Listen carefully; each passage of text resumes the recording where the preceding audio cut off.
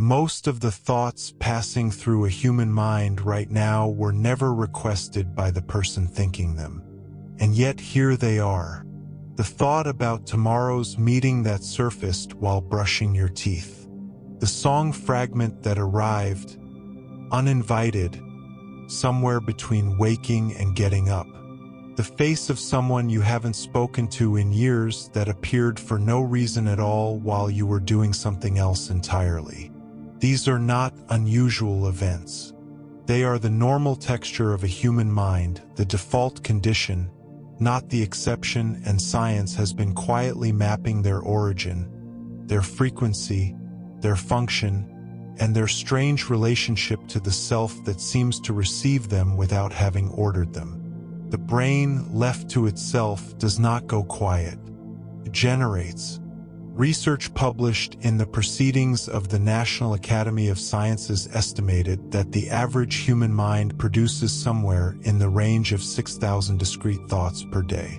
The methodology involved tracking the moments when one thought gave way to another, a technique measuring thought transitions rather than thought content. And the number that emerged was far larger than most participants expected when asked to guess. Fewer than half of those thoughts across the studies had been deliberately initiated by the thinker. The rest arrived. Like and subscribe, it helps this kind of science find the people who need it.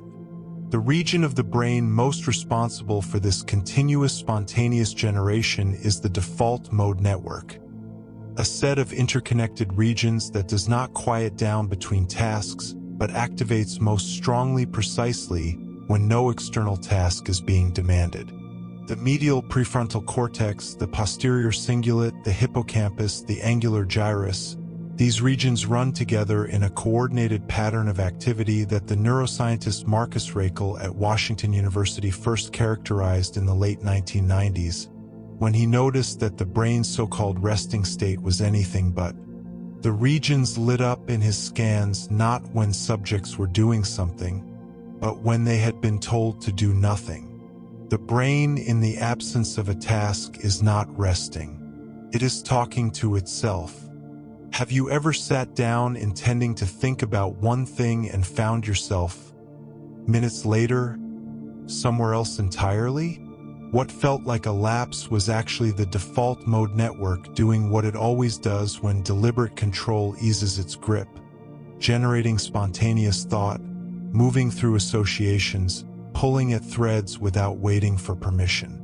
The neuroscientist Malia Mason and colleagues at Harvard Medical School showed in neuroimaging studies that default mode activity during nominally active tasks predicted the frequency of mind-wandering reports, not as a side effect of inattention, but as the signature of a system that runs continuously in parallel with whatever the deliberate mind is trying to do. The unchosen thought is not an interruption of the mind's activity. It is the mind's baseline activity, running underneath everything else. What makes this scientifically striking is the metabolic cost the brain is willing to pay for it. The brain consumes roughly 20% of the body's total energy despite comprising only about 2% of its mass. And within that already disproportionate budget, the default mode network maintains a persistently high metabolic rate even at rest. The brain, in other words, is spending significant biological resources on generating thoughts that no one asked for. Evolution does not typically sustain expensive systems without function. The sheer energetic investment in spontaneous thought is itself a kind of evidence that it is doing something important. Something has been running here long before anyone asked it to, and it is running at full cost.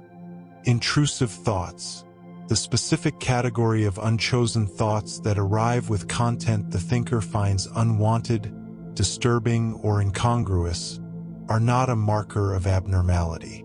They are universal.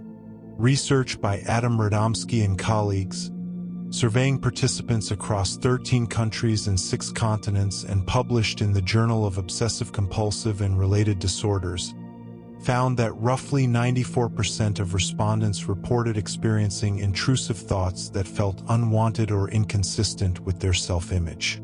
The content ranged across categories that most people, encountering such thoughts in isolation, might assume to be uniquely disturbing: thoughts about harm, contamination, sexuality, and social violation.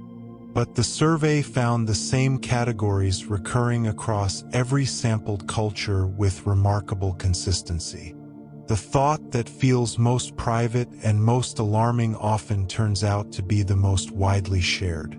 What distinguishes a clinically significant intrusive thought from an ordinary one is not its content but the relationship the thinker forms with it. The intrusive thought that passes through a healthy mind and is not engaged, noticed, perhaps, and then released, produces no lasting distress. The same thought, met with resistance, with attempts at suppression, with urgent effort to understand why it arrived, tends to become more frequent and more distressing, not less. This is the central finding of the ironic process theory proposed by the psychologist Daniel Wegner at Harvard, confirmed across dozens of subsequent studies. The harder a person tries not to think about something, the more persistently that thought tends to resurface. Suppression feeds what it is trying to starve. The mechanism behind this paradox involves the brain's monitoring system. When a person instructs themselves not to think about something, the deliberate suppression requires a monitoring process, a background check that periodically scans for the presence of the unwanted thought to verify that suppression is working. That monitoring process, running automatically beneath conscious awareness, necessarily activates the very neural representation of the thought it is checking for. The more consistently the check runs, the more consistently the thought is reactivated. The unwanted thought becomes, through the act of trying to remove it, a frequently rehearsed neural pattern. The guard installed to keep the thought out is the thing that keeps letting it back in. Have you ever noticed that trying not to think about something is a way of thinking about it almost constantly? That quiet observation is the ironic process in miniature, a loop that anyone who has ever lain awake trying not to worry has experienced without naming. The neuroscience behind it involves the same prefrontal circuits responsible for deliberate thought regulation, turned against themselves through the specific instruction to suppress rather than redirect. Redirection, shifting attention to something else, disrupts the loop. Suppression sustains it. What the mind resists tends to persist, not because the mind is weak, but because monitoring and suppressing are, neurally, the same operation performed in sequence. The spontaneous generation of thought does not require wakefulness to operate.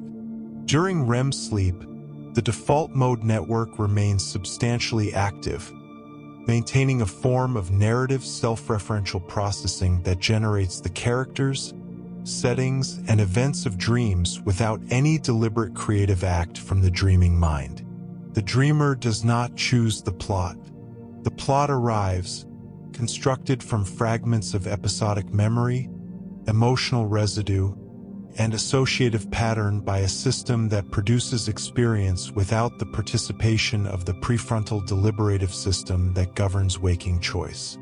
Dreams are unchosen thought in its purest form, vivid, narrative, emotionally coherent, and entirely uninvited. The mind that cannot stop generating thought while awake generates it in sleep instead, through different machinery, toward different ends, with no author in attendance. This is built for bedtime listening, the kind of science that asks nothing except that you follow it quietly.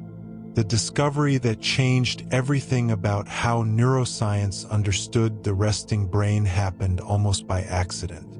In the late 1990s, Marcus Raichle and his colleagues at Washington University in St. Louis were running standard neuroimaging experiments, scanning brains during active tasks and comparing the results to a control condition in which participants were told simply to rest.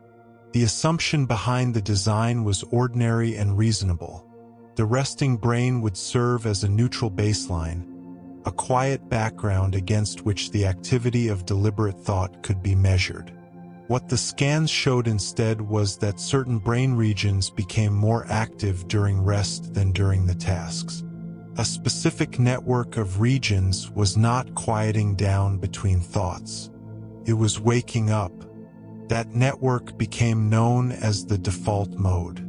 The medial prefrontal cortex, the posterior cingulate cortex, the angular gyrus, the hippocampus. These regions, spread across the inner and rear surfaces of the brain, activate together in a coordinated pattern that is as consistent and as measurable as any task-driven neural response. They do not operate independently or randomly. They form a system, one that Reichels' group described in a landmark paper in the Proceedings of the National Academy of Sciences in 2001, establishing that the brain's so-called resting state was not a state of reduced activity but a state of organized, sustained, self-generated activity with its own coherent structure. The default mode network is not the brain doing nothing. It is the brain doing something it chose for itself. Have you ever watched a fire for a long time and found that your mind had gone somewhere else entirely? Not away from the fire exactly, but beyond it? That is the default mode network at full operation. The state it drifts toward whenever external demands ease their grip on attention. It is the network that generates the thoughts you never chose, the unbidden memory, the wandering narrative, the face that surfaces without context. It runs not because something went wrong with deliberate attention, but because deliberate attention is the exception. The default mode is the rule. Most of a human life, neurally speaking, is spent inside it. For decades before Reichels' finding, the scientific assumption had been that mind-wandering was a failure, a lapse in the focused attention that was considered the brain's proper mode of operation. School systems were built around suppressing it. Productivity culture treated it as waste. The neuroimaging data that began accumulating through the early 2000s suggested something different. That the wandering mind was not the brain malfunctioning but the brain operating according to a different set of priorities. Priorities that turned out, on examination, to have considerable functional value. Mind wandering was not the absence of thought. It was a different kind of thought serving different ends. The metabolic argument for taking spontaneous thought seriously is simple and hard to dismiss. The brain's energy consumption does not drop substantially when a person stops doing a task and rests. The default mode network maintains a metabolic rate during rest that is comparable to the rate seen in task-positive networks during active cognitive work. If the brain were simply idling between tasks, running a low-power standby mode, the energy signature would look very different. The persistence of high metabolic activity during rest, documented across neuroimaging studies using both fMRI and PET scanning, implies that whatever the default mode is doing, the brain considers it worth the cost. Biology is conservative with energy. When something expensive persists across millions of years of evolution, it is not accidental. The default mode network is not the same across all people, and the differences are measurable. Individuals with stronger functional connectivity within the network, meaning the regions communicate with each other more coherently and more consistently, tend to show richer and more elaborate spontaneous thought, more detailed autobiographical recall, and greater creativity on divergent thinking tasks. Research by Roger Beatty at Penn State University and colleagues found that the strength of connectivity between the default mode network and regions associated with executive control predicted creative thinking performance more reliably than any single region measure. The most creative minds on this evidence are not the ones that suppress the default mode most effectively. They are the ones whose default mode talks most efficiently to the parts of the brain that can do something with what it generates. The uninvited thought and the deliberate mind are not opponents. In the most creative brains, they are collaborators. The evolutionary argument for a mind that generates unchosen thought runs through the same logic that explains why expensive biological systems persist. An organism whose brain went quiet in the absence of immediate external demand would be an organism that stopped modeling the future, stopped integrating memories, stopped simulating social scenarios, stopped preparing responses to threats that had not yet materialized. A brain that generates continuous spontaneous thought, even thought that feels purposeless and random from the inside, maintains the neural machinery of anticipation, social modeling, and self-reference in a state of readiness that a quieter brain would not. Unchosen thought is the brain staying warm. It is the engine idling, not switched off, so that it can accelerate when acceleration is suddenly required. The default mode network shows characteristic changes in conditions where spontaneous thought is either suppressed or amplified beyond typical ranges. In experienced meditators practicing focused attention techniques, default mode activity is measurably reduced during practice. Not eliminated, but quieted, and this reduction correlates with reduced mind-wandering frequency during the practice period. In conditions of social isolation, by contrast, default mode activity becomes more repetitive and less variable.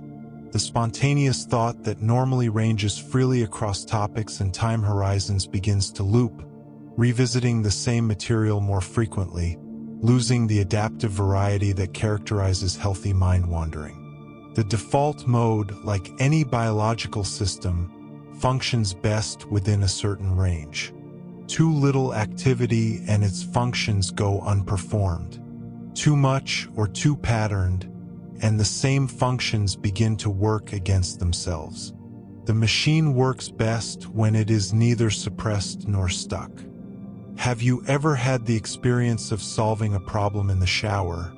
A problem you had been actively working on earlier and then stopped thinking about? That experience has a name in cognitive science: incubation. And the default mode network appears to be substantially responsible for it. When deliberate effort on a problem ceases, the default mode takes the problem's elements into its associative processing, connecting them to memories, to analogies, to tangentially related material that focused attention would have screened out as irrelevant. Solutions that required an unexpected connection, a link between two domains that deliberate narrowing of attention had kept separate, become more accessible after a period in which the mind was nominally doing something else. The shower did not solve the problem. The default mode did, while the deliberate mind was occupied elsewhere. The thought that arrives as if from nowhere often came from somewhere the deliberate mind was not looking. The relationship between the default mode network and the brain's sense of personal identity runs deeper than the generation of individual wandering thoughts. The network is specifically recruited when people think about themselves across time, when they recall who they were, imagine who they might become, or evaluate whether a current experience is consistent with their self-concept. Damage to default mode regions, particularly the medial prefrontal cortex and posterior cingulate, disrupts not just the frequency or quality of spontaneous thought, but the coherent sense of being a continuous person with a history and a future. The default mode is not just generating content. It is maintaining the narrative thread that makes the self feel like a single, ongoing story rather than a sequence of disconnected moments. The unchosen thoughts are not interruptions of the self. They are, in a precise neurological sense, part of what the self is made of. What Rakel's accidental discovery ultimately revealed was that the brain's researchers had been studying the wrong thing as primary.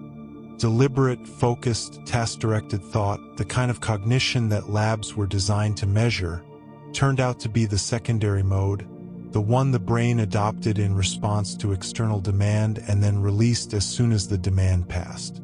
The primary mode, the one the brain returns to the moment it is free to choose, is the quiet, continuous, self-generated stream of unchosen thought, the default. The brain's natural preference is not silence. It is not focused attention.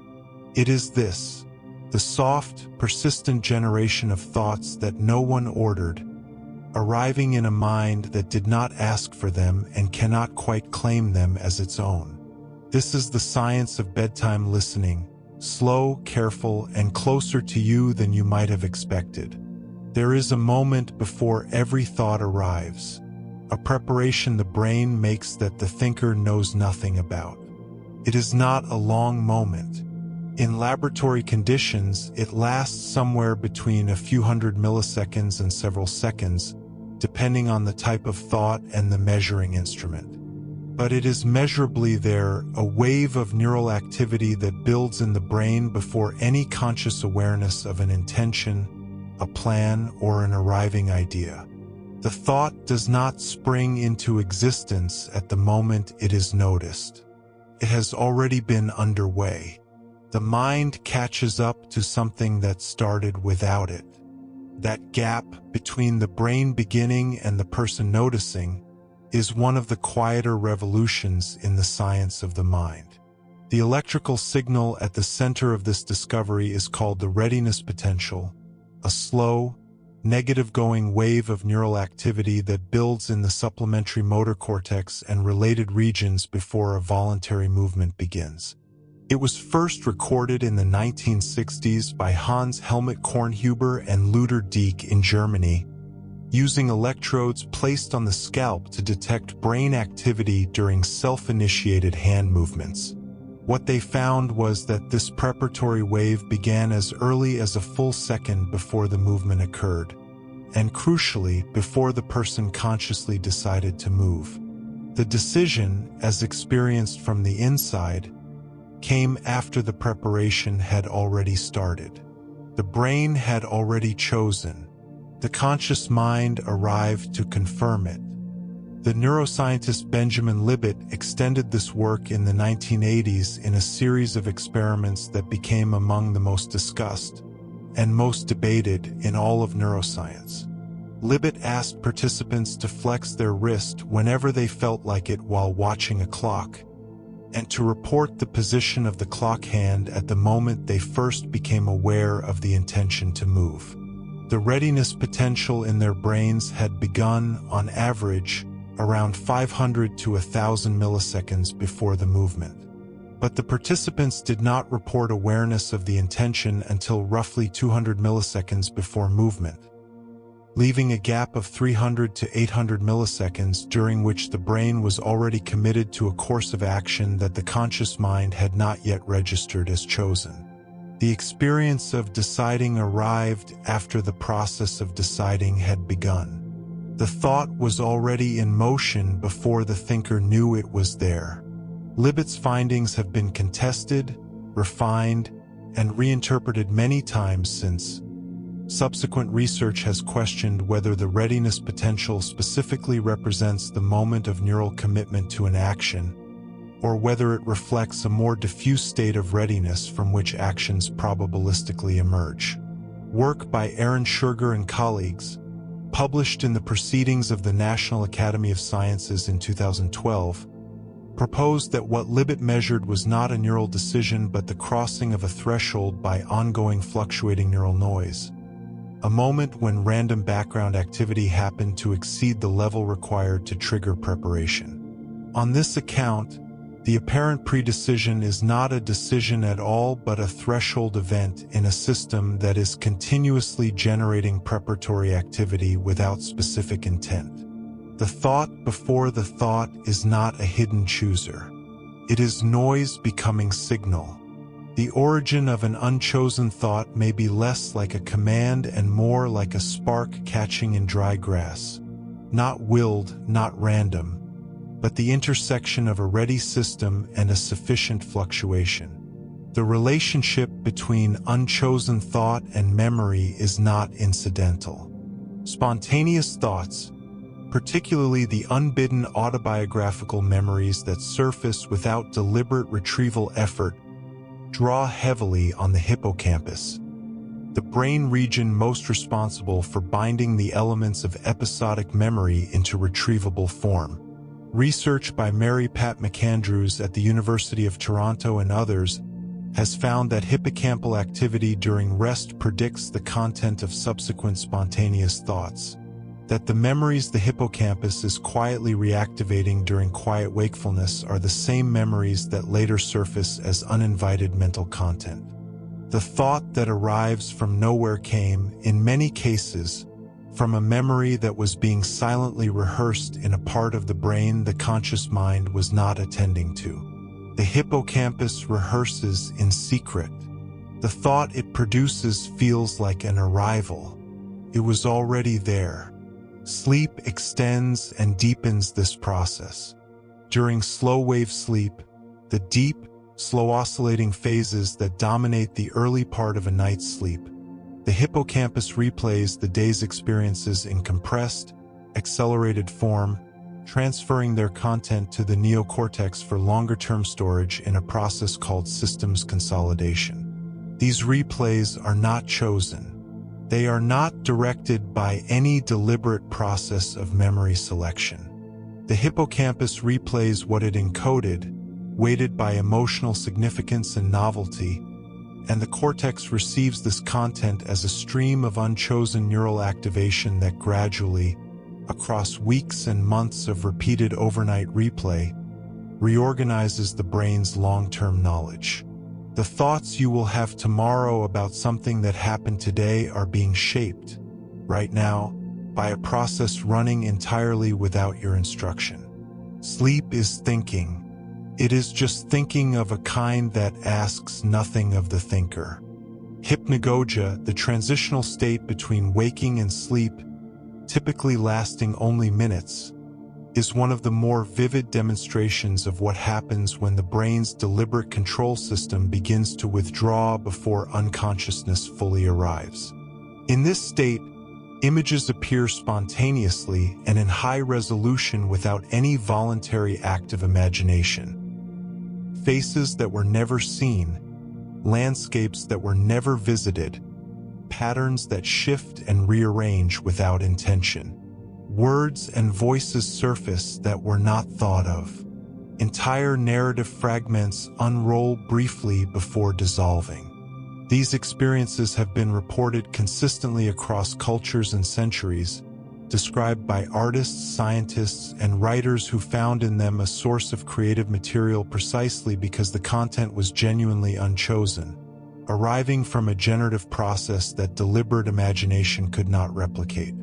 The chemist Auguste Kekulé famously reported that the ring structure of benzene came to him in a hypnagogic vision of a snake eating its own tail, a claim that historians of science treat with appropriate caution regarding its precision, but that captures something real about the hypnagogic state's relationship to associative, non-deliberate cognition. The thought that hypnagogia delivers is not a thought the mind constructed.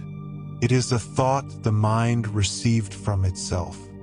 The default mode network during quiet wakefulness functions partly as a perspective simulation engine, generating mental models of possible future scenarios without being asked to. Research examining the content of mind wandering across large samples has consistently found that future-oriented thought accounts for the largest category of spontaneous mental content. Larger than past-directed thought, larger than present-focused thought, larger than abstract or semantic thought. The brain, left to generate freely, leans toward the future. Not the immediate future of the next few minutes, but the medium-range future of days and weeks ahead, the territory of planning, anticipation, worry, and preparation. The unchosen thought about next week that surfaces in the middle of an unrelated activity is not a distraction. It is the default mode network doing forward modeling. The uninvited thought about the future is the brain's way of living ahead of itself. This perspective function has a specific neural architecture. The regions most active during future-oriented mind-wandering overlap substantially with those active during deliberate future planning: the medial prefrontal cortex, the hippocampus, the parahippocampal cortex. But the activation during spontaneous future thought occurs without the dorsolateral prefrontal input that characterizes deliberate planning. The forward modeling of the default mode is less constrained, less goal-directed, and less reality-checked than deliberate planning. It is also, for precisely those reasons, more likely to generate unexpected combinations, future scenarios that deliberate planning, with its commitment to plausibility and efficiency, would have screened out before they fully formed. The unchosen thought about the future is looser than the planned one. That looseness is part of what makes it useful. The timing of spontaneous thought, when during a day or a sleep cycle unchosen thoughts of particular types tend to arise, is not random. Cortisol, the body's primary stress regulation hormone, follows a daily rhythm that peaks in the early morning hours and declines across the day. Research has found that this cortisol rhythm correlates with the emotional valence of spontaneous thought. Morning hours producing slightly more vigilance-oriented, threat-relevant spontaneous content, and late evening producing slightly more reflective, emotionally integrative material. The thought that arrives uninvited at 3 in the morning and the thought that arrives uninvited at 9 in the evening are not drawn from the same pool. The brain's chemistry shapes what the default mode generates, and the chemistry follows its own clock. The thought before the thought is not only shaped by what happened today. It is shaped by what time it is. What the readiness potential, the hippocampal rehearsal, the hypnagogic state, the perspective simulation, and the cortisol rhythm collectively suggest is that the unchosen thought is not a residue, not a leftover from deliberate thinking that simply failed to be cleaned up. It is a product, something the brain actively generates through its own internal dynamics, shaped by memory, by chemistry, by the rhythms of sleep and waking, by the threshold crossing of neural fluctuations that no one planned and no one directed. The thought arrives because the brain has been preparing it, rehearsing it, simulating it, and finally releasing it into awareness. Not because the thinker asked for it, but because the brain, following its own logic, decided the moment was right. The thought was ready long before it was noticed. The noticing was simply the last step. The thought arrives with no warning, and it is the last thought a person would have chosen to have. It might be an image of something harmful happening to someone loved. It might be a sudden impulse to say exactly the wrong thing in exactly the wrong moment. A social catastrophe the mind briefly simulates with painful clarity before it dissolves. It might be a sexual thought in a context that makes it feel monstrous, or a moment of doubt about something that had seemed completely settled. Whatever its specific content, the experience is recognizable. A thought that feels foreign, unwanted, and impossible to account for by any understanding of the self that the thinker would otherwise endorse. Most people encountering this kind of thought assume it says something about them. The research says otherwise. The psychologist Stanley Rachman, working through the 1970s and 1980s on the cognitive mechanisms underlying obsessive-compulsive disorder, was among the first to systematically document that intrusive thoughts, unwanted, involuntary mental content experienced as inconsistent with the self, were not a clinical phenomenon confined to people with psychological disorders. They were universal. When Rachman surveyed non-clinical populations about the content of their unwanted thoughts, He found the same categories appearing that clinicians were encountering in their most distressed patients. Thoughts about harm, contamination, sexuality, blasphemy, and social violation. The content that people in therapy described as evidence of something terribly wrong with them turned out to be the same content that was appearing, unbidden, in the minds of people who had never sought treatment and who showed no other markers of psychological disturbance. The disturbing thought is not a symptom of a disturbed mind. It is a feature of a mind that is working. The cross-cultural replication of this finding is one of the more quietly significant results in clinical psychology. The survey by Adam Radomski and colleagues, spanning 13 countries across 6 continents, with participants from North America, Europe, Asia, Africa, the Middle East, and South America, found that intrusive thought content did not vary substantially by culture, religion, or social context in its broad categories. The specific imagery differed in its cultural particulars. The form a blasphemous thought took depended on what was considered sacred, but the categories themselves were consistent. Thoughts about causing harm to others, thoughts involving contamination, thoughts of a sexual nature that felt inappropriate, thoughts of embarrassing social behavior. These were not the products of particular cultural anxieties.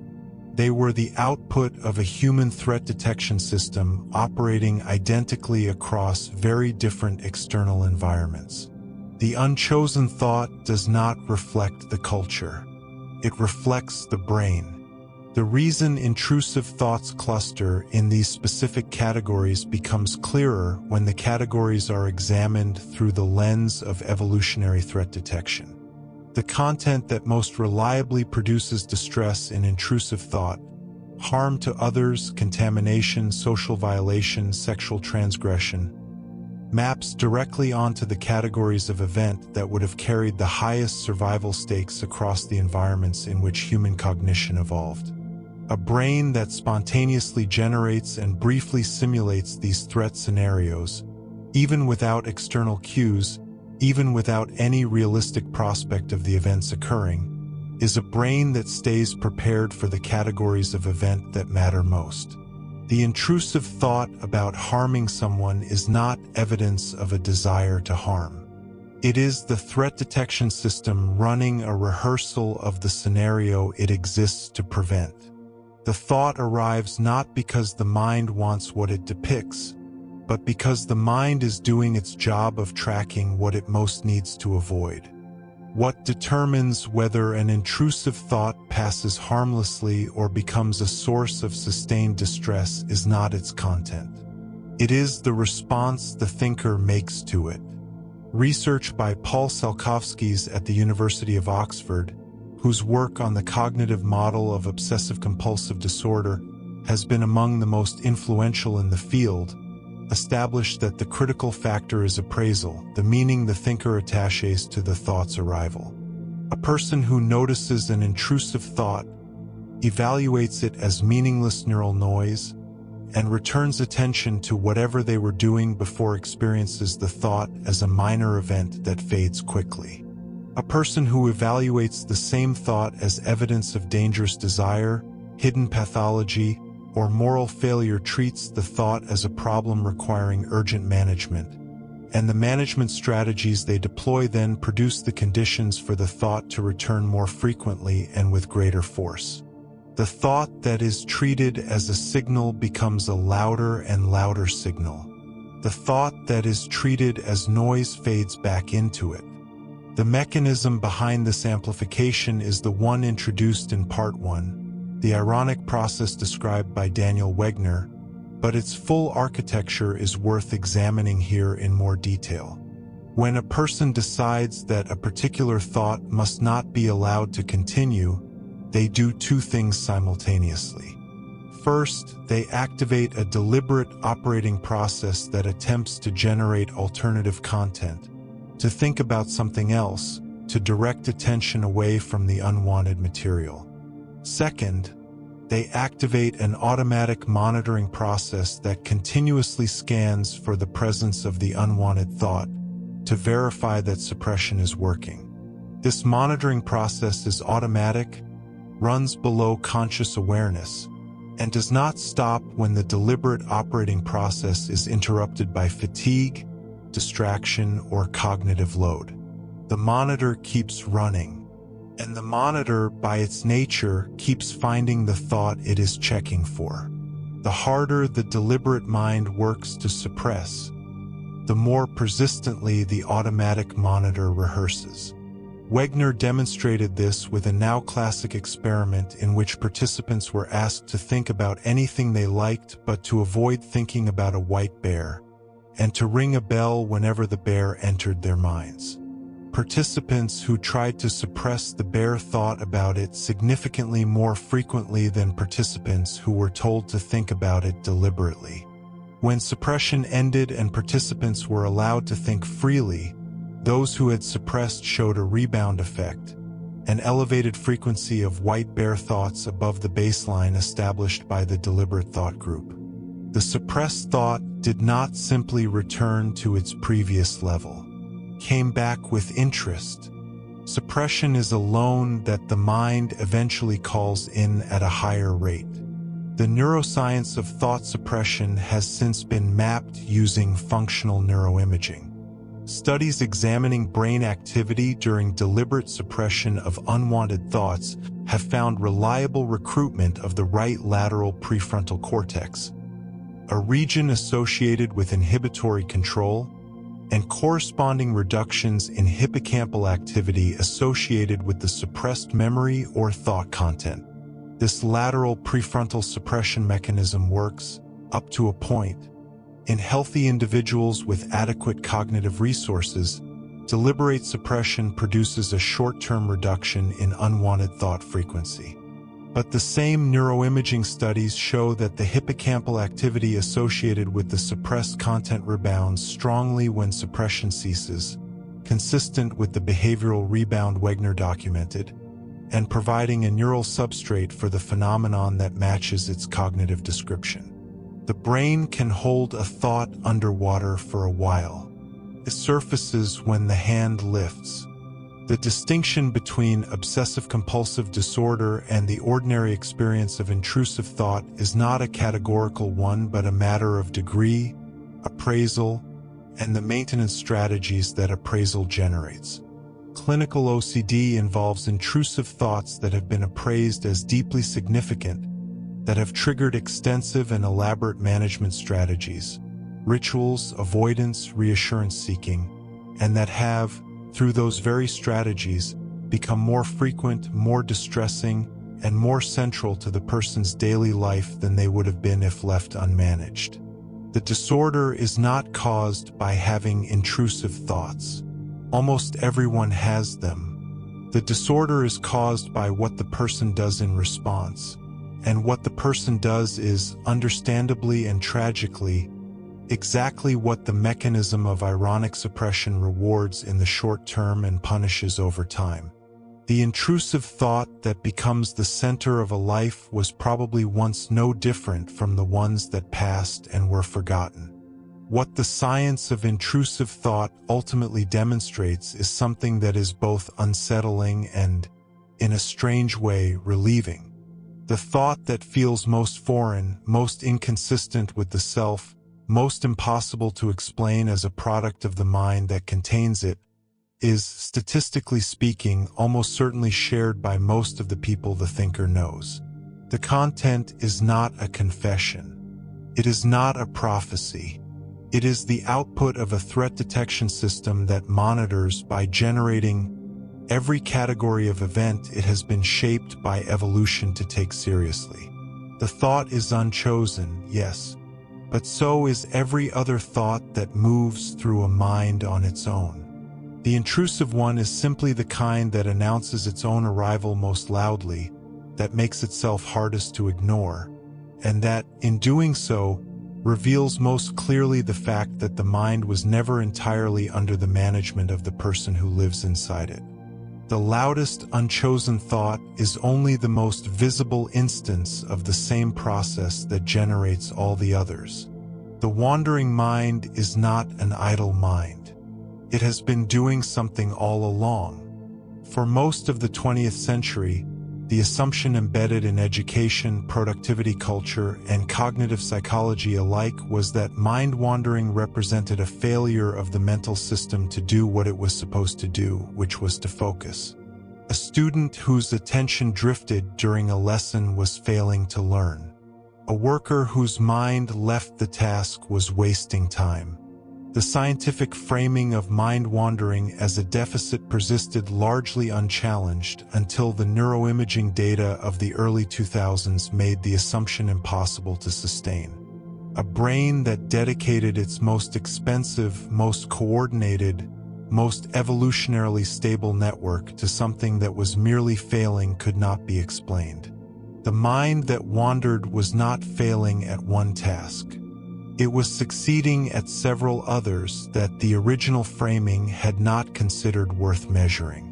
What looked like nothing was, on closer examination, a great deal. The most robustly documented function of mind-wandering is perspective simulation, the spontaneous mental modeling of future scenarios that the default mode network generates without deliberate instruction. Studies examining the temporal orientation of mind-wandering thought across large samples have consistently found that spontaneous mental content leans toward the future more than any other time horizon. More than the past, more than the present, more than abstract or semantic thought.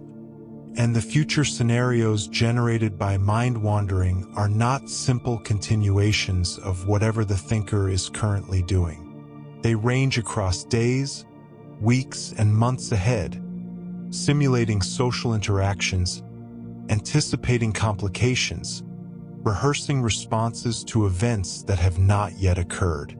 The default mode is doing forward planning in the background while the deliberate mind attends to the present. The wandering thought about next week is not a distraction from life. It is the brain preparing for it. The relationship between mind-wandering and creativity has been investigated with increasing precision over the past 2 decades, and the findings have repeatedly pointed in the same direction.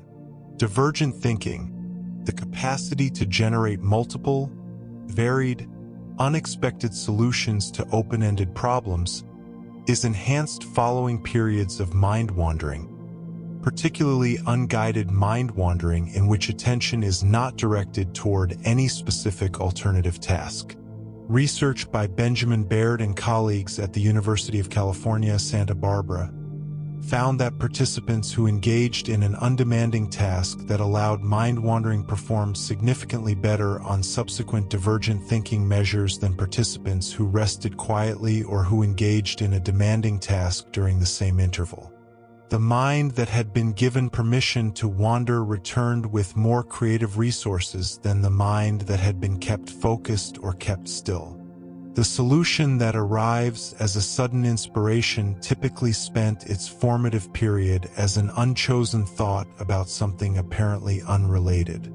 The incubation effect, the well-documented phenomenon in which a problem becomes more soluble after a period of not working on it, appears to depend substantially on what happens in the mind during the incubation period.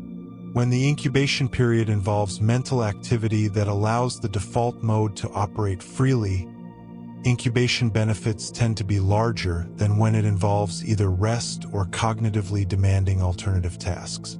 The proposed mechanism, supported by studies examining neural activity during incubation periods, involves the default mode network making associative connections between the problem's elements and distantly related material in long-term memory, connections that the focused, goal-directed attention of deliberate problem-solving systematically screens out as irrelevant, but that occasionally produce the unexpected bridge that constitutes a solution.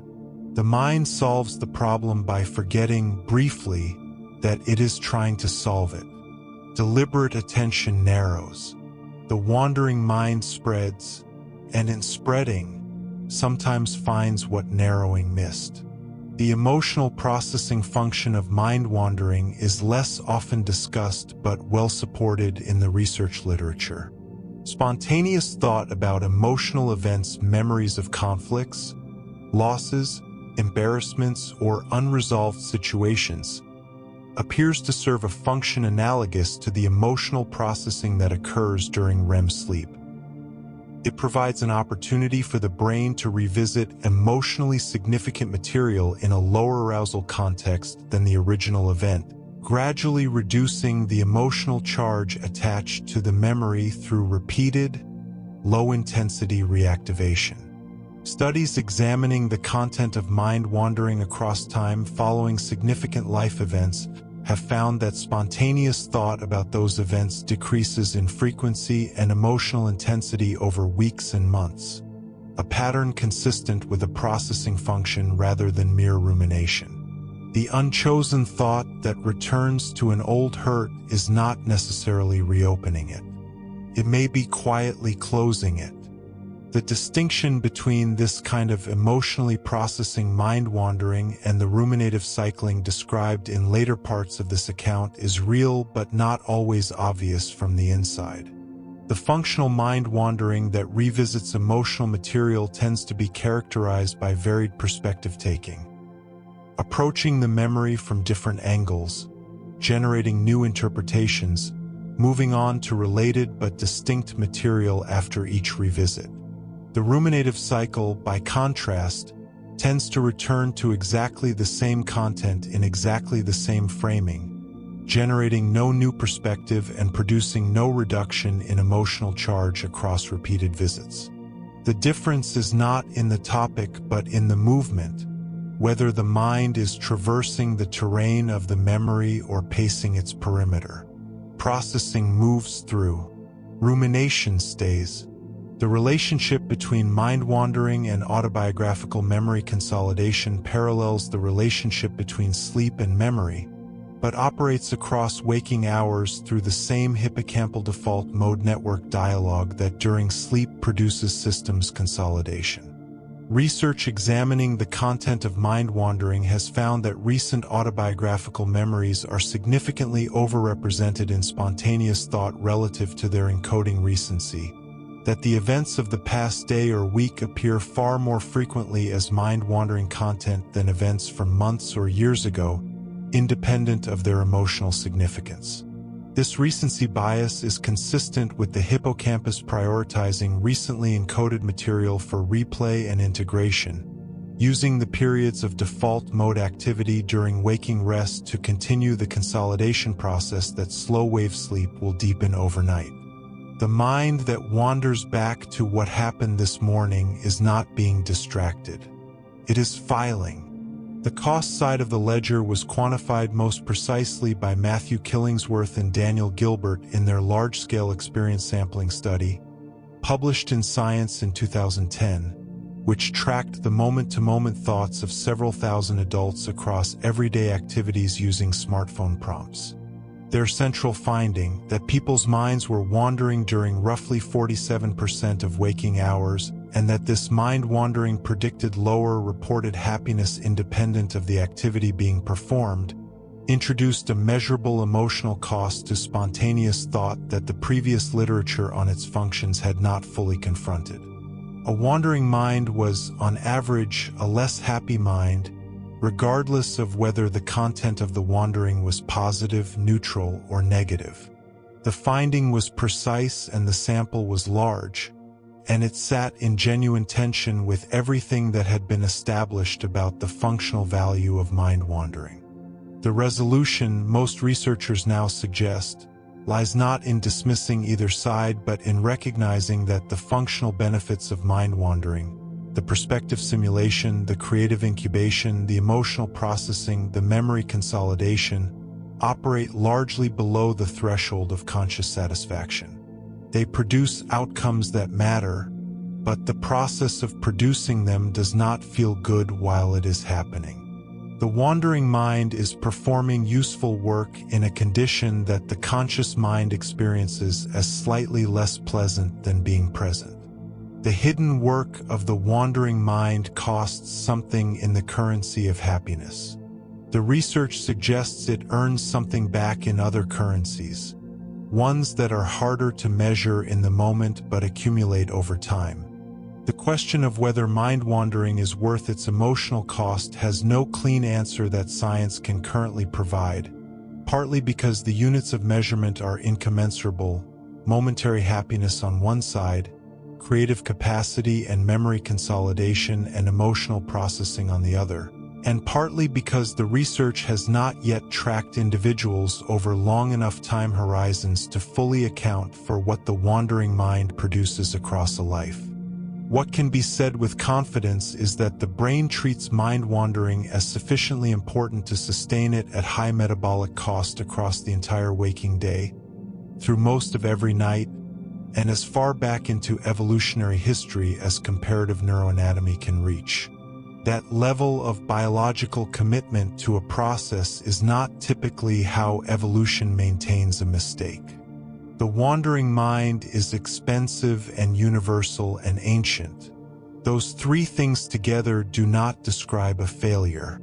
They describe a design. Sometime today, without being asked, a fragment of music began playing inside a mind. Not a full song, usually just a phrase, 8 bars, maybe less, looping with the quiet persistence of something that has found a groove and intends to stay in it.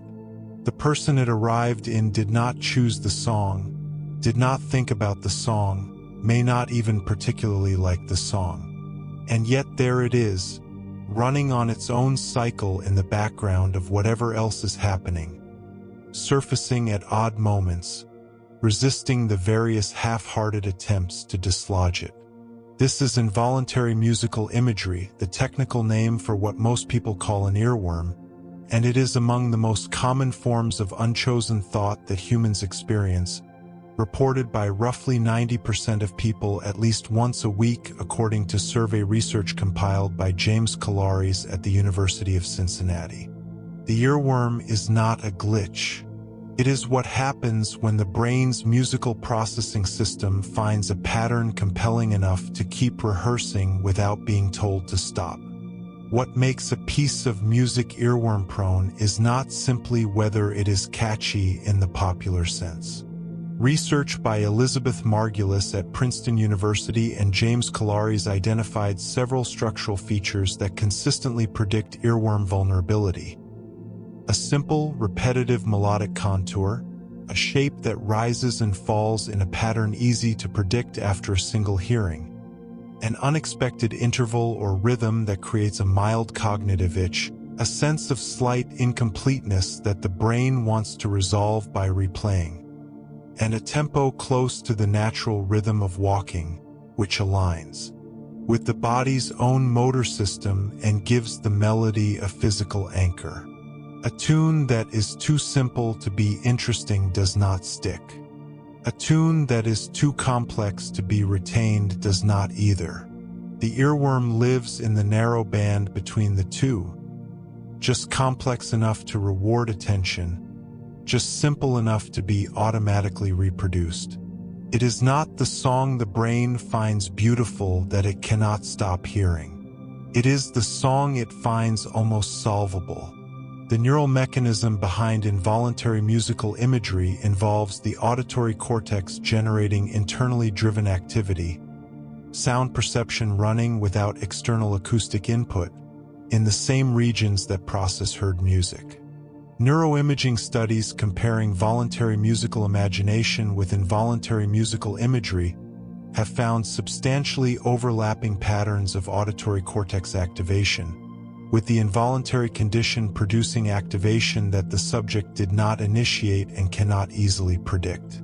The motor regions associated with rhythm and beat processing also show characteristic activation during earworm episodes, which may explain why the experience has a felt sense of momentum. The loop does not just sound, it almost moves. The brain is not merely remembering the song. It is performing it internally, using the same circuitry that would process it if it were being heard from outside. The earworm plays in the mind the way a song plays in a room, through the same mechanism without the speaker. A good companion for the quieter hours. Science that moves in the same register as the mind at rest. Involuntary autobiographical memories are a distinct category of unchosen thought.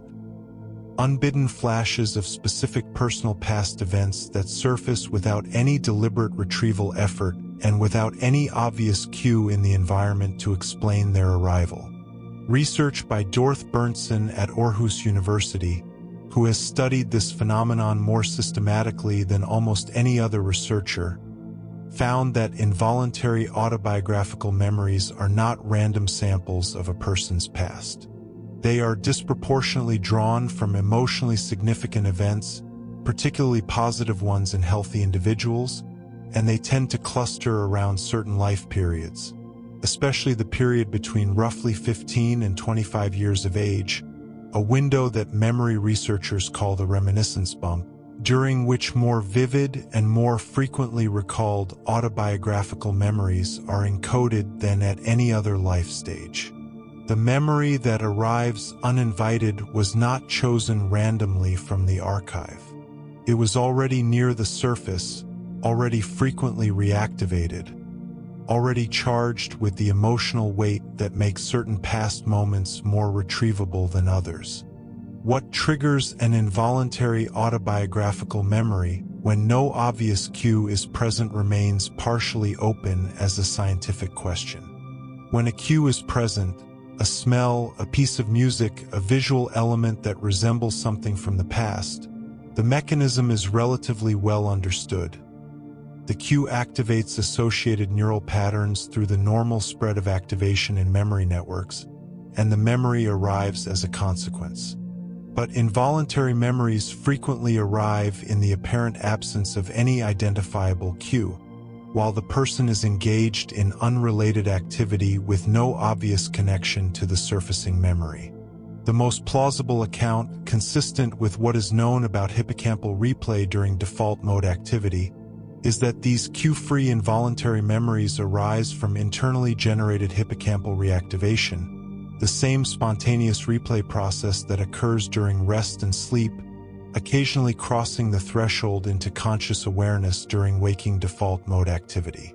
The memory surfaces not because something reminded you. It surfaces because the hippocampus was already replaying it, just below the level at which you were paying attention. The hypnagogic hallucination, the vivid, involuntary sensory experience that occurs in the transitional state between waking and sleep, extends well beyond the visual imagery described in Part 3. Auditory hypnagogia is extremely common. Voices calling a name, brief snatches of conversation, a single word spoken clearly by no one. Tactile hypnagogia produces the sensation of being touched, of falling, of a sudden jolt that snaps the body awake. The hypnic jerk, which occurs in roughly 70% of people at least occasionally, driven by a sudden muscle contraction that neurologists believe may be a vestigial startle response triggered when the relaxing nervous system is briefly misread as a fall. Olfactory hypnagogia, the sudden appearance of a smell with no physical source, has been reported less frequently but consistently enough across sleep research surveys to be considered a genuine phenomenon. The sleeping brain generates sensation across every modality, and it does not ask permission before it begins. Phantom words are an auditory phenomenon that occupies a peculiar middle ground between perception and unchosen thought. When a repeated, ambiguous sound, a looping audio pattern that contains no clear phonemes, is played to listeners, many begin to hear words or phrases that are not present in the signal.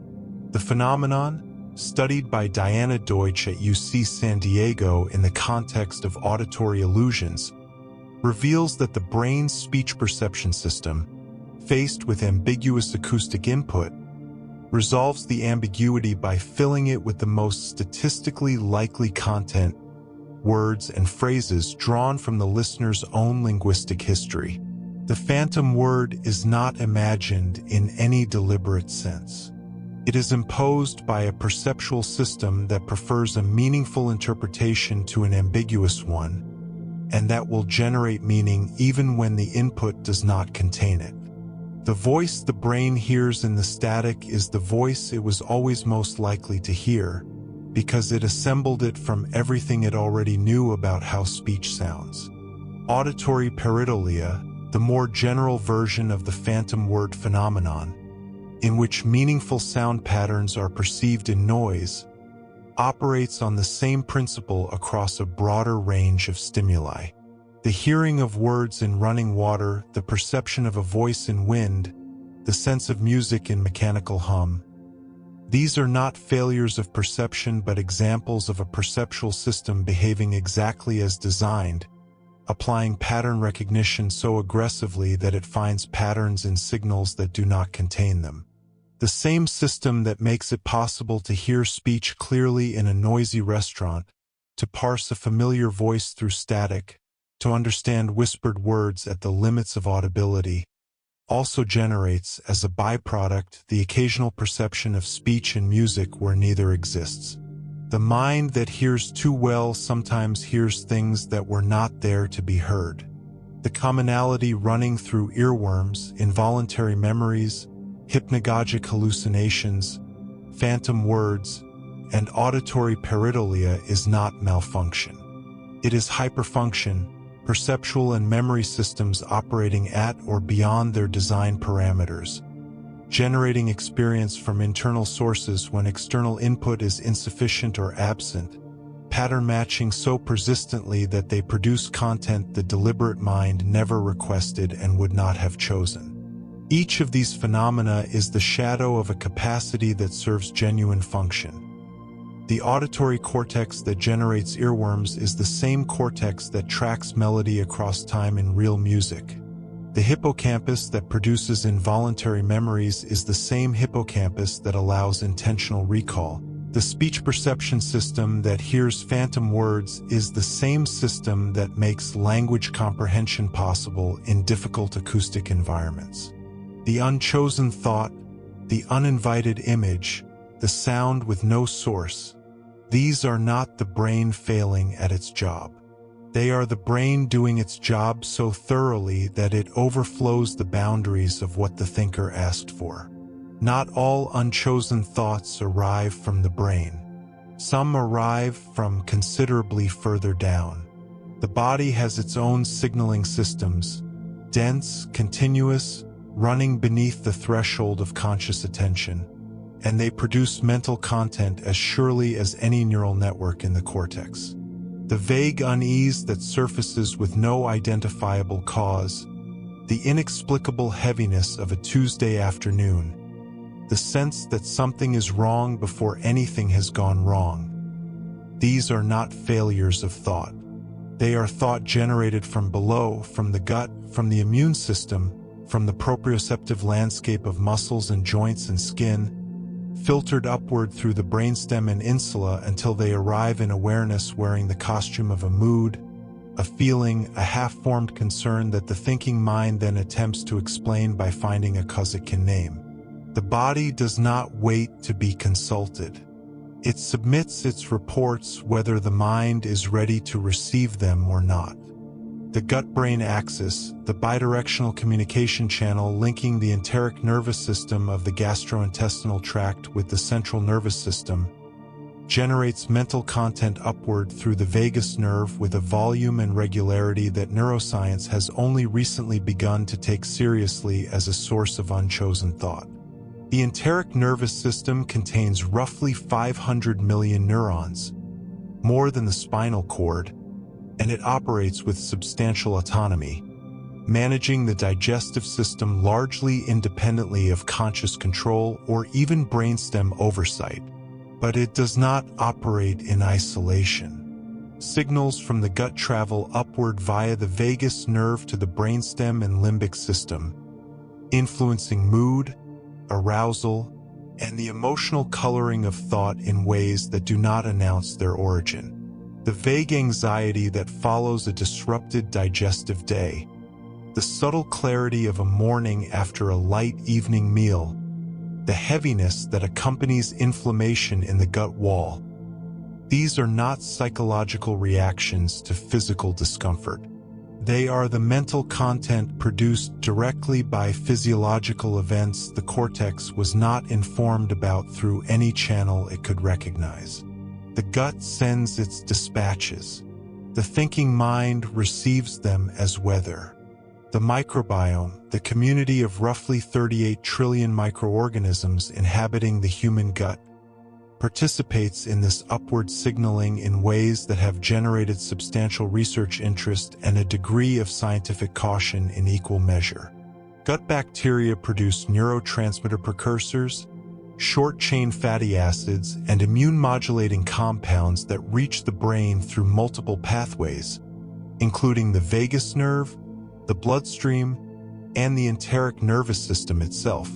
Studies in both animal models and human populations have found correlations between microbiome composition and measures of anxiety, mood, and cognitive function, correlations that have survived some degree of experimental manipulation, including studies showing that alterations in gut microbiome composition produce measurable changes in stress reactivity and emotional processing. The field is young, the human evidence remains correlational in many areas, and the mechanisms are incompletely mapped. But the basic finding, that the population of organisms living in the gut influences the content of the thoughts living in the mind, has accumulated enough support to be taken seriously rather than dismissed. The microbes that have no nervous system are contributing, through intermediaries, to the thoughts of the nervous system that houses them.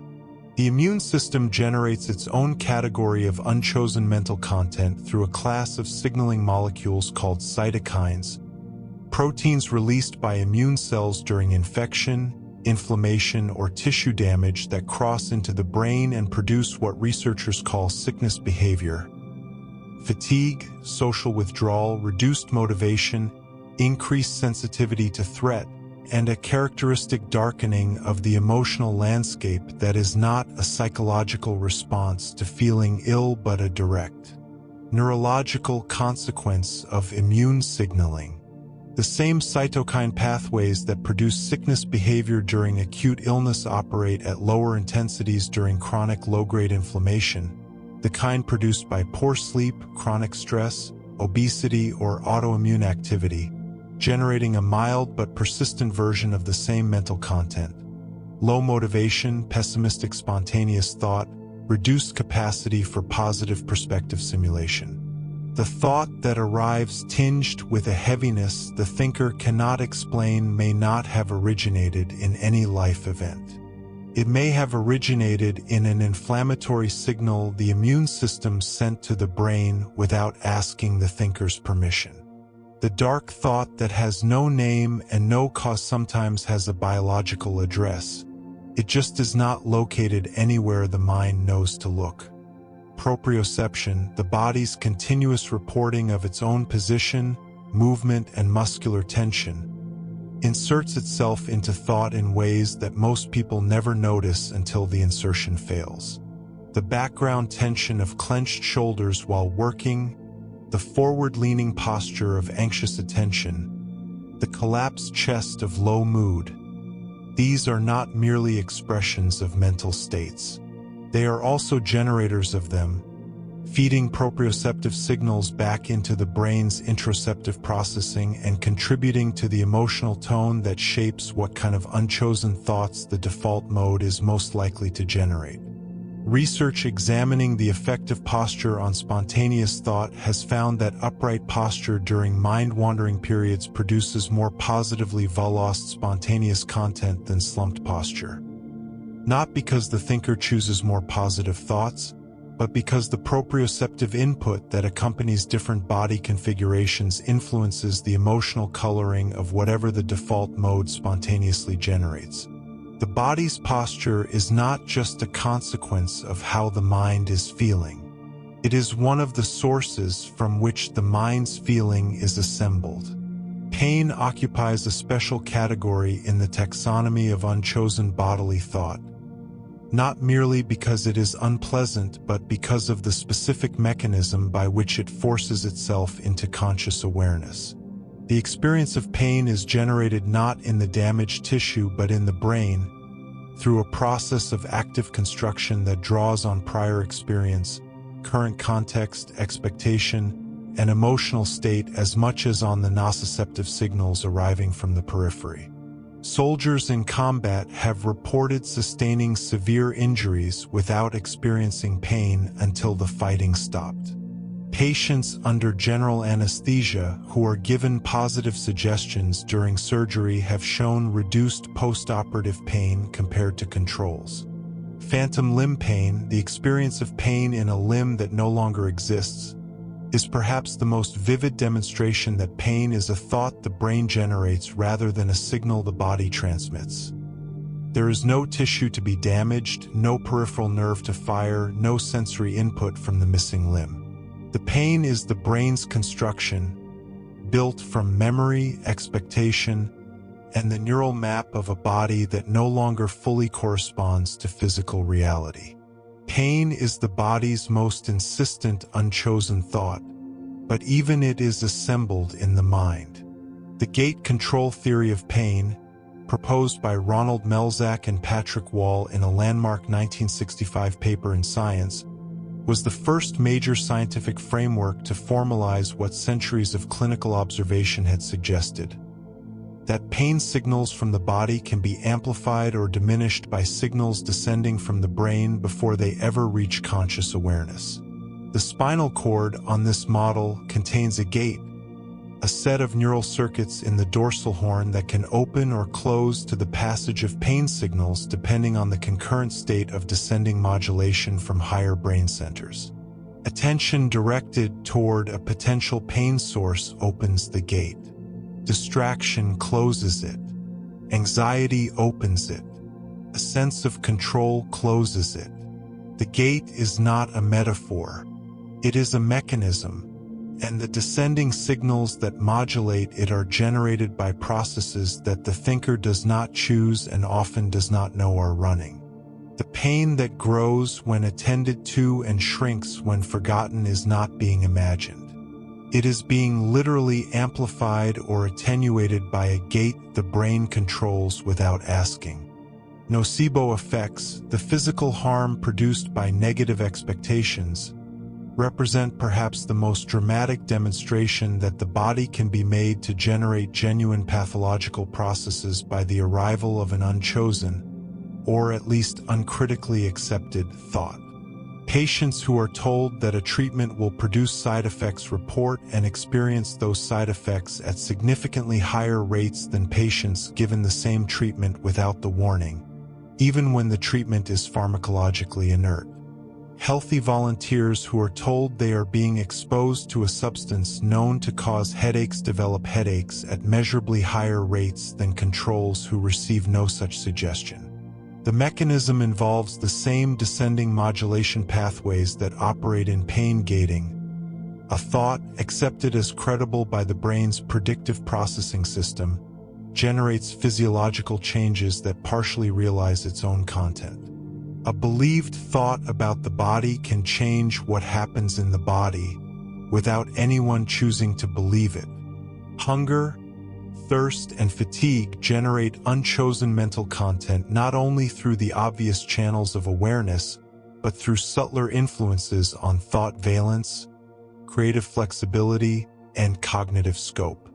Research examining the effect of hunger on decision-making has documented a reliable narrowing of mental focus under caloric depletion, a shift toward shorter time horizons, more concrete thinking, and reduced capacity for the kind of broad associative processing that generates creative and perspective thought.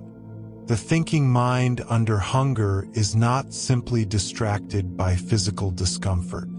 Its entire cognitive landscape has been reshaped by metabolic signals the body generated without consulting the thinker, signals that alter not just the content of unchosen thoughts but the range of thoughts, chosen or not, that are available to be had at all. The body does not only submit its reports, it edits the inbox before the mail arrives. What the body's unchosen contributions collectively reveal is that the boundary between mind and body in the generation of spontaneous thought is less a boundary than a gradient, a continuous spectrum of signaling that runs from the immune cell releasing a cytokine in the gut wall to the default mode network generating a mood-colored narrative in the cortex, with no clean line separating the biological from the psychological, the chosen from the unchosen, the body's contribution from the mind's. The thought that arrives with no name and no obvious cause may have traveled a very long way to get there. Through the vagus nerve, through the bloodstream, through the proprioceptive map, through the pain gate, through the metabolic state of a body that has been generating its own version of thought since long before the cortex developed the capacity to notice. The mind did not originate the thought. The body sent it. The mind received it and called it its own. There is a version of the wandering mind that does not wander. It circles. The distinction between ordinary mind wandering and rumination is not one of topic or even of emotional valence. A mind can wander toward unpleasant material and still be wandering, approaching a difficult memory from one angle, then another, generating new perspective with each pass, gradually integrating the material into the broader narrative of experience and moving on. Rumination does something different.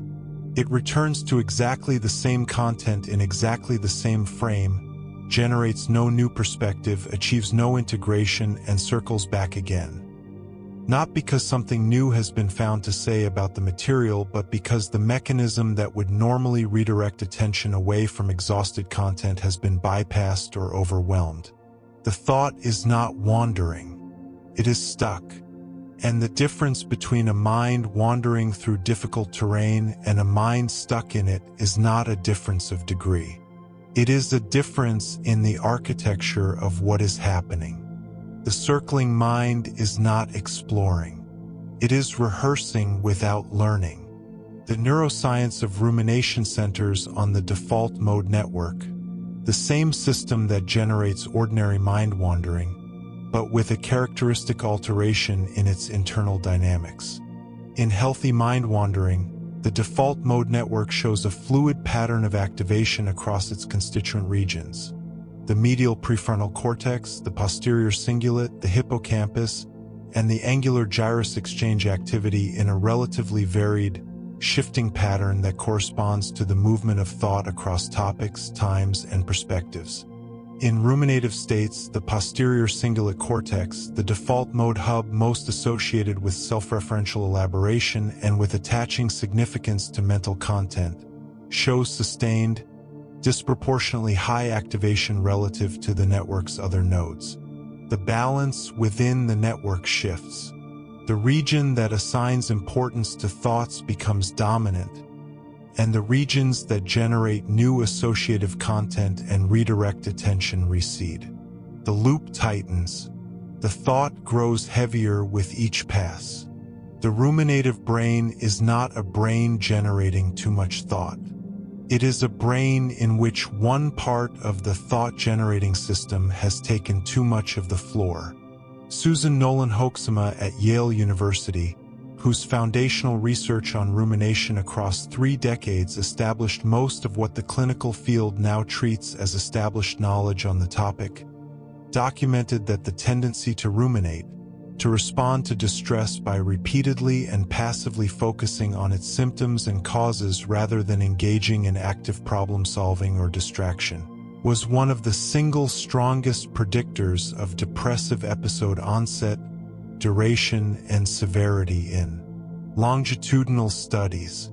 Individuals who scored high on measures of ruminative response style at baseline were substantially more likely to develop major depression following a stressful life event than individuals with equivalent baseline mood and equivalent stressor severity. The stressor alone was not sufficient. The thought pattern that followed it was what determined the outcome. The event did not cause the depression. What the mind did with the event in the weeks after is what the data pointed to. The relationship between rumination and the inflammatory markers already introduced in Part 7 runs in both directions, producing a loop that operates below the level of conscious thought. Sustained ruminative thinking is associated with elevated circulating levels of interleukin-6 and C-reactive protein, two markers of systemic inflammation, at levels that are measurably higher in individuals with high ruminative response styles than in low ruminators matched for other health variables. The mechanism appears to involve the chronic activation of stress response pathways, the hypothalamic pituitary adrenal axis and the sympathetic nervous system, that ruminative cognition maintains in a state of low-level arousal even in the absence of any acute stressor. The thought that circles becomes a physiological event, and the physiological event produces cytokine signals that, as described in Part 7, darken the emotional landscape and make more ruminative thought more likely. The loop runs between mind and body, neither initiating nor terminating in either place, sustained by the interaction between them. The thought that will not stop is not only a mental event. It is also gradually becoming a biological one.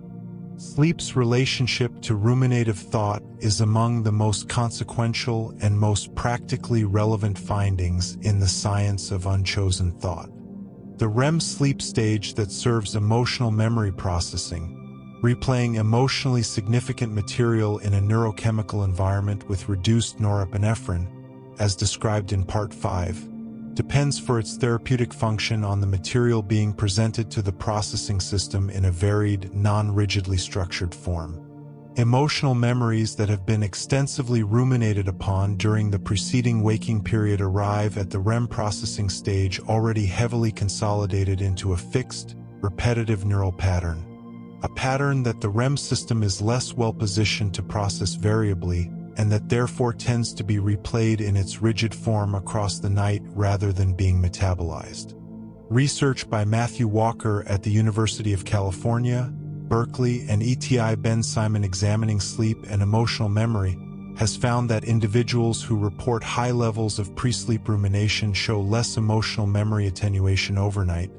They wake with the emotional content of distressing memories less diminished than individuals whose pre-sleep mental activity was more varied. Rumination before sleep does not simply make sleep feel less restful. It reduces sleep's capacity to do what sleep does best for difficult experience, which is to quietly reduce its charge. The default mode network in ruminative depression does not merely fail to vary its content. It fails to deactivate during tasks that would normally suppress it.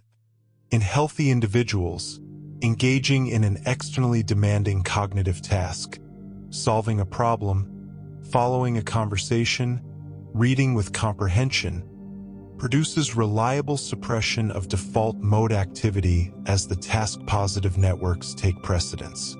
In individuals experiencing a depressive episode characterized by high rumination, this suppression is incomplete. The default mode persists in its activity even during tasks that should have quieted it, generating a background of self-referential, ruminative content that competes with task processing and reduces performance on tasks that require full engagement. The thought intrudes not because the task failed to capture attention, but because the ruminative system has partially overridden the attentional switching mechanism that would normally give the task the mental space it needs. The ruminative mind does not step back when asked to focus. Keeps talking. Cognitive behavioral therapy's effectiveness for depressive rumination operates substantially through the mechanism of behavioral activation. Increasing engagement with external activities not primarily to improve mood directly, but to force the task-positive networks into operation and reduce the unchecked dominance of the default mode. The insight behind behavioral activation is that a mind engaged with the external world is a mind whose default mode has been given less floor space, and that sufficient reduction in default mode dominance over enough consecutive days can begin to break the structural pattern of the ruminative loop. not by confronting its content, but by consistently removing the conditions that allow it to perpetuate. The activity does not need to be enjoyable. It needs to be demanding enough to recruit the attentional systems that compete with the default mode.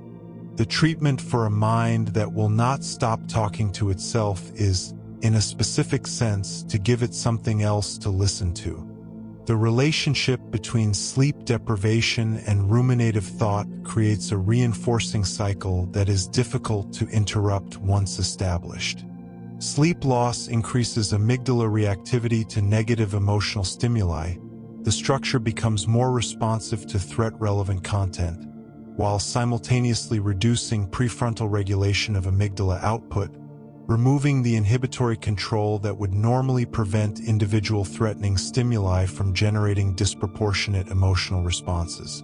The poorly slept brain is both more emotionally reactive and less equipped to modulate that reactivity, a combination that generates more intense negative emotional responses to ordinary events, more material for the ruminative system to work with, and longer periods of ruminative engagement before the exhausted regulatory system can redirect attention.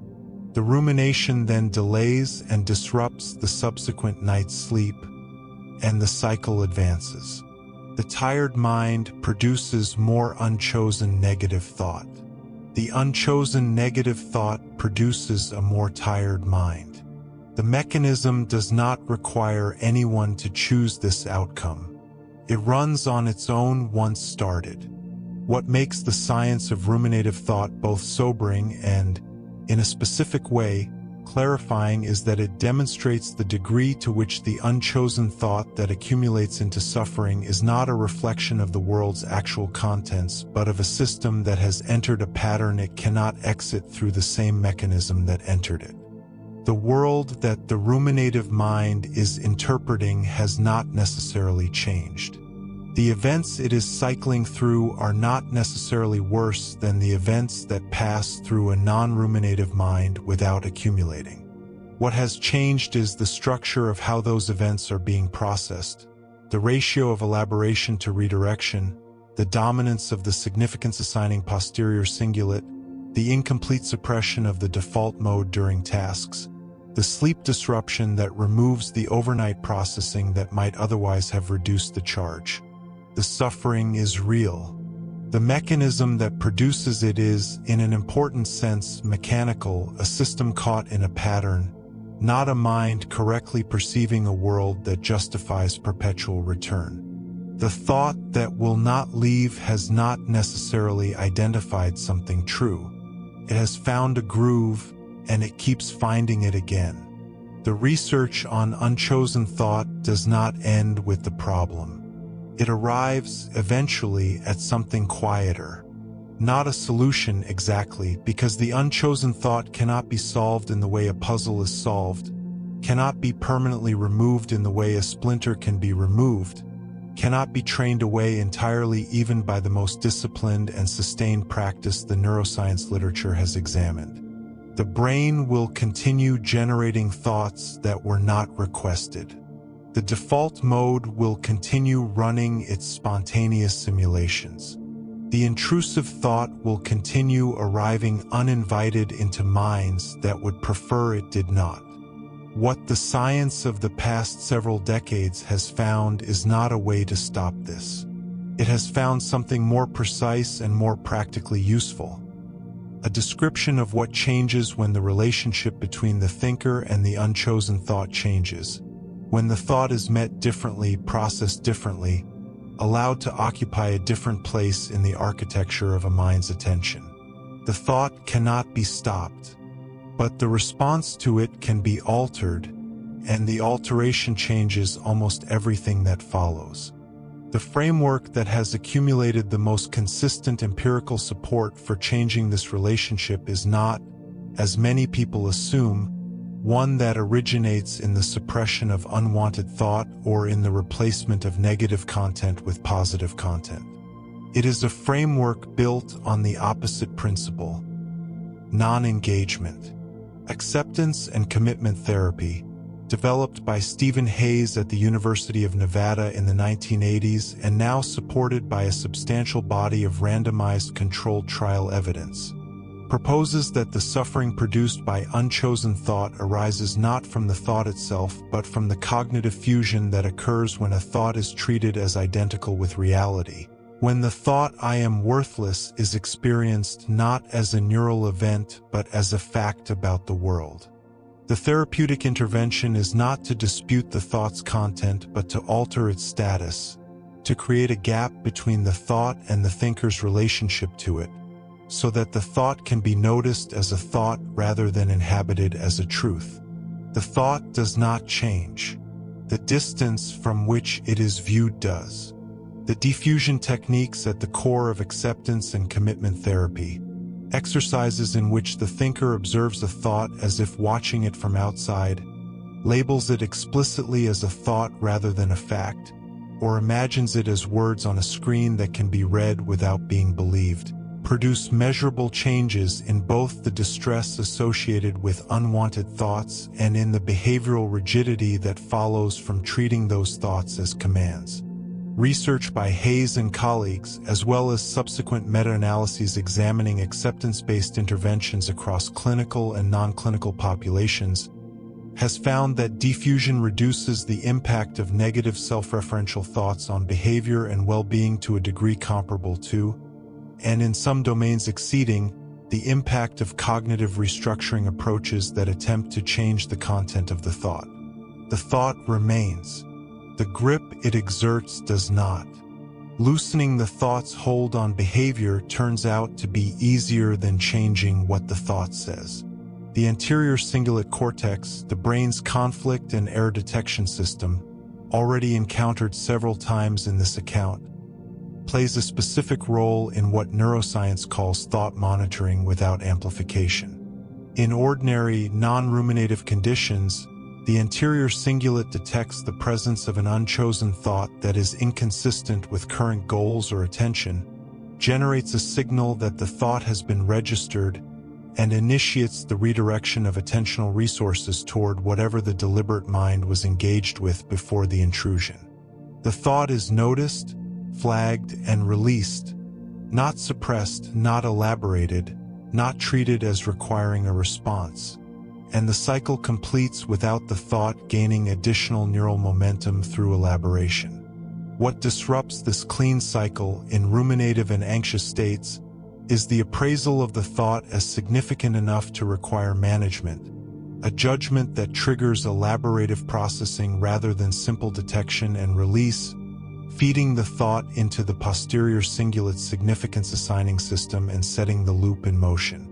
The anterior cingulate can catch a thought and let it go. The problem begins when another part of the brain decides the caught thought needs to be held. Long-term practitioners of open monitoring meditation, the form of contemplative practice that trains broad, receptive awareness without a fixed attentional anchor, show measurably different neural responses to unchosen thoughts than non-meditators, and the difference is not primarily in frequency of spontaneous thought generation but in the speed and completeness of the release that follows detection. Research by Judson Brewer and colleagues at Brown University using real-time fMRI neurofeedback, a technique in which participants can observe their own default mode network activity as it occurs, found that experienced meditators showed significantly reduced posterior cingulate cortex activation in response to unchosen thoughts compared to novices, and that they could return posterior cingulate activity to baseline more rapidly after a thought had been detected. The thought arrived at the same rate. The elaboration that normally follows arrival was abbreviated. The thought was met, registered, and released rather than met, registered, and held. The meditator does not have fewer uninvited thoughts. The meditator has a faster door. The structural brain changes associated with sustained open monitoring practice, greater cortical thickness in the anterior insula, stronger functional connectivity between the anterior cingulate and the default mode network's posterior nodes, provide a partial anatomical account of how this faster release is achieved. The insula, as the primary cortical processor of interoceptive signals, contributes to the grounded, body-anchored awareness that gives open monitoring practitioners a stable reference point from which to observe arising thoughts without being pulled into their content. The stronger anterior cingulate-posterior cingulate connectivity, meanwhile, provides a more efficient regulatory channel, a more direct line from the detection system to the significance assigning system, allowing the detection signal to more rapidly modulate the elaboration process. The architecture of non-engagement is not the absence of neural activity. It is a specific pattern of activity in which the monitoring regions communicate more efficiently with the regions they are supposed to regulate. The released thought is not ignored. It is detected, communicated about, and allowed to complete its natural arc, which, without elaboration, is brief. What the research on acceptance-based approaches, contemplative practice, and anterior cingulate monitoring collectively suggests is that the unchosen thought occupies a smaller portion of a life not when it stops arriving but when it stops being met with resistance. The ironic process that Wegner described, the monitoring system that keeps finding the thought it is checking for, operates most powerfully when the thinker has decided the thought must not be allowed to continue. When that decision is not made, when the thought is allowed to arrive, be noted, and complete its natural trajectory without intervention, the monitoring system has no instruction to execute and no suppression to verify. The check does not run. The thought is not repeatedly rehearsed by the act of looking for it. It arrives, completes its cycle, and dissipates at the speed that unchosen thoughts dissipate when nothing holds them in place. The natural lifespan of an unchosen thought, when nothing intervenes to extend it, is surprisingly short. The honest limit of what training can change is worth stating clearly, because the research on contemplative practice and acceptance-based therapy is sometimes summarized in ways that overstate the malleability of the unchosen thought system. The default mode network does not stop generating spontaneous thought in experienced meditators. Intrusive thought content does not change in the individuals who complete acceptance-based therapy. The thoughts about harm and contamination and social violation continue to arrive in the same categories with the same frequency. The biological sources of unchosen thought, the gut-brain axis, the immune system cytokine signals, the proprioceptive landscape, the hippocampal replay, are not altered by contemplative practice in any way the current research can detect. What changes is the relationship, the speed of detection, the degree of elaboration, the frequency of fusion between thought and self. The thoughts remain unchosen. The suffering they produce is not fixed. Training the mind to let thoughts pass does not change what arrives. It changes what happens after arrival, which turns out to be where most of the consequence lives. The concept of psychological flexibility, the central therapeutic target in acceptance and commitment therapy, defined as the capacity to contact the present moment fully as a conscious human being and to change or persist in behavior when doing so serves valued ends, captures something that the neuroscience of unchosen thought has arrived at from a different direction. A mind with high psychological flexibility is not a mind with fewer unchosen thoughts. It is a mind that can have unchosen thoughts, intrusive, ruminative, fear-colored, grief-colored, strange, alarming, beautiful, persistent, without those thoughts determining what the mind does next. The thought arrives, the mind notes it, and then the mind does what it had been going to do anyway, because the thought, however vivid and however uninvited, is recognized as a thought and not as a command. The unchosen thought, met with flexibility, does not disappear. It simply loses its authority. What the science of letting thoughts pass ultimately points toward is not a state of mental silence. which the evidence consistently suggests is neither achievable nor, in any straightforward sense, desirable. It points toward a changed relationship with the noise. The default mode will generate. The body will signal upward. The hippocampus will replay. The threat detection system will simulate. The earworm will loop. The hypnagogic voice will speak. The involuntary memory will surface. These are not malfunctions of a system that would otherwise run cleanly. They are the system running, the brain doing the expensive, evolutionarily ancient, metabolically prioritized work of being a brain that is alive and attending.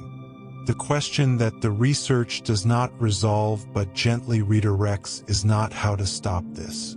It is whether the mind can learn to live alongside what it cannot stop, without mistaking the noise for the news. The unchosen thought is not a message. It is weather, and weather, however persistent, passes. The question that the science of unchosen thought eventually arrives at is not a neuroscientific one. It is older than neuroscience and quieter.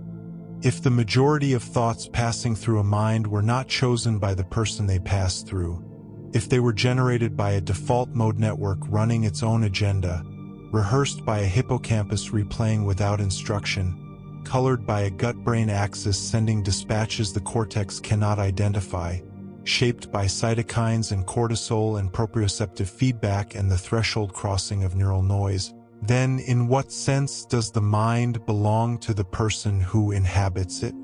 The question is not rhetorical. It has a partial scientific answer, and the answer is more interesting than either of the extreme positions, the one that says the mind is fully yours and the one that says it is not yours at all. Both extremes miss the thing the science actually shows: the evolutionary origin of spontaneous, unchosen thought traces to a period long before the prefrontal cortex achieved its current scale and complexity. The hippocampus, the limbic system, and the brainstem, the structures most deeply involved in generating unchosen thought, are among the oldest components of the vertebrate brain, present in forms recognizable to modern neuroscience in fish, in amphibians, in the early mammals whose lineage eventually produced the human brain. The capacity for spontaneous internal experience, for the brain to generate activity not driven by immediate external input, appears to be a feature of nervous systems that reaches back hundreds of millions of years, predating the emergence of anything that could be called deliberate thought by an enormous margin. The unchosen thought is not a recent addition to the human mind. It is what was there first. The deliberate thought is the newcomer.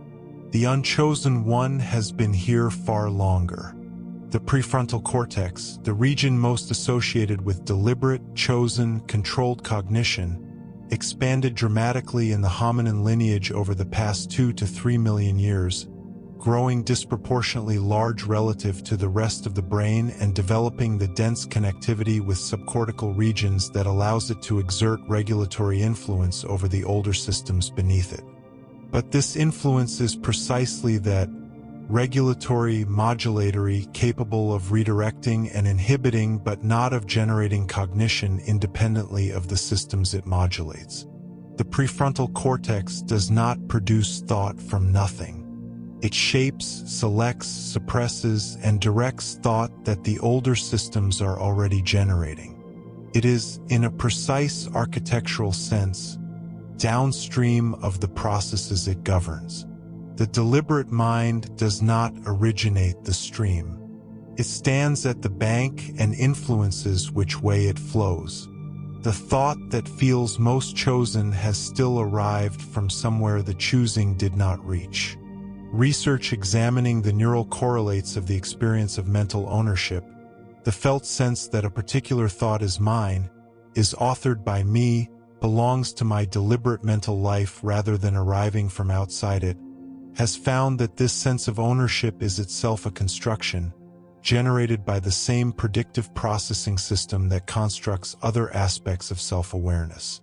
Thoughts that arise from the default mode network during mind wandering are frequently experienced as belonging to the self even though they were not deliberately initiated, because the predictive system, recognizing them as consistent with the self model, attributes ownership retrospectively. Thoughts that arrive from external suggestion, from hypnosis, from certain neurological conditions in which the source of thought is misattributed, can be experienced as alien even when they were generated by the same neural systems that produce ordinary unchosen thought. The sense of authorship over a thought is not a reliable indicator of whether the thought was chosen. It is the brain's attribution, applied after the fact, to whatever content the self-model is willing to claim. The thought that feels like yours was not necessarily made by the part of you that chooses. It was made and then recognized and then claimed. The resting brain, the brain in the absence of external demand, the brain in the early hours of a night like this one, does not approach stillness as its natural state. The default mode network at rest shows a characteristic low-frequency oscillation in the range of roughly 1/10 of a hertz. A slow, rhythmic fluctuation in activity that cycles through the network's constituent regions approximately once every 10 seconds, maintaining the coherent communication between them that allows the network to function as an integrated system rather than as a collection of independently activated regions. This resting oscillation is present during quiet wakefulness, during the lighter stages of sleep, and even during sedation at levels that suppress conscious experience, suggesting that the network's maintenance of its own coherence is a more fundamental biological priority than the production of any particular thought content. The default mode does not wait to be given material to work with. It sustains its own structure, ready to generate whether or not anyone has asked it to. The resting brain is not resting. It is maintaining itself for the next thought it has not been asked to produce. The question of authorship over unchosen thought has been approached in philosophy through the concept of mental agency, the capacity to be the originating cause of one's own mental states. The neuroscientific evidence accumulated across the preceding parts of this account complicates but does not dissolve the concept. What the evidence shows is that the originating causes of most spontaneous thought are distributed across multiple biological systems, neural, endocrine, immunological, microbial, that operate below the threshold of conscious direction. But the evidence also shows that the deliberate mind is not merely passive in relation to this generation. It can redirect attention after a thought has arrived. It can decline to elaborate on a thought that would otherwise loop. It can, through sustained practice, alter the architecture of its own response to unchosen thought in ways that change the thought's subsequent trajectory within the mind. The authorship is partial and it is late, arriving after the thought has already been generated, but it is real. The mind does not write the first line of the thought, but it does get to decide to some degree what comes after. The discovery that the brain generates something in the range of 6,000 distinct thoughts per day, most of them unchosen, was surprising to most people who encountered it in survey research because it made explicit something that everyday experience had always implied but never quite confronted. We do not choose most of what moves through us. The majority of the mental content of a human life, the impressions, associations, memories, simulations, fragments of music, half-formed concerns, unbidden images, social rehearsals, threat assessments, and emotional colorings that constitute the texture of waking experience, was not selected by the person experiencing it. It was generated by a system that has its own logic, its own priorities, its own evolutionary history, and its own biological constraints. The person is, in the most literal neurological sense, the recipient of most of what they think. And yet, the recipient is not only a recipient. Something in the position of the receiver, the noticing, the response, the relationship formed or not formed with the arriving content, matters in ways the science has spent decades carefully documenting. The thought that is noticed and released leaves less trace than the thought that is noticed and elaborated. The thought that is diffused from its claim to be a fact exerts less authority than the thought that is fused with it. The thought that is met with the question, "Is this mine?" held lightly enough to ask, is processed differently than the thought that is absorbed without question into the ongoing narrative of what the self is and what the world contains. The thought arrives unchosen. The question of what happens to it next is where the choosing begins. What the full arc of the science of unchosen thought ultimately illuminates is not something troubling about the nature of the mind. It is something clarifying. The thought you did not choose is not evidence that the mind is out of control, that something is wrong, that the content of the thought reflects a truth about who you are or what you want or what is coming.